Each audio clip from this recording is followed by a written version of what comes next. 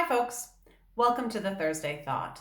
This week's topic, the mad, glad, sad triad. Easy to remember since it rhymes so nicely. I listened recently to a podcast where Adam Grant was interviewed on the topic of languishing. And if you haven't read it, it was a brilliant article that he wrote for the New York Times last year describing this feeling of meh.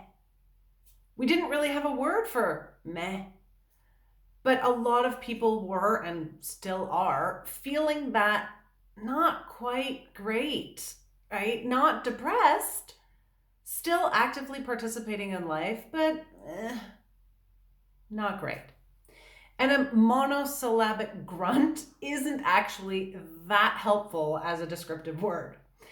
And one of the points that he made in this podcast, which I found so interesting, was of all of the tools at our disposal to help us deal with negative emotions, stress in particular, the number one aspect that helps you with stress is naming it. The number one thing you can do for a negative emotion is to name it. As they say, name it to tame it. And when we often fall into this mad, glad, sad triad, where we fall prey to using boring and very nondescript vocabulary to describe our feelings, and as such, we're not getting the true benefit of naming them. I've written myself recently about feeling depleted. I've also written recently about my search for joy. And those words are much more specific. What does joy entail? What does depleted feel and look like?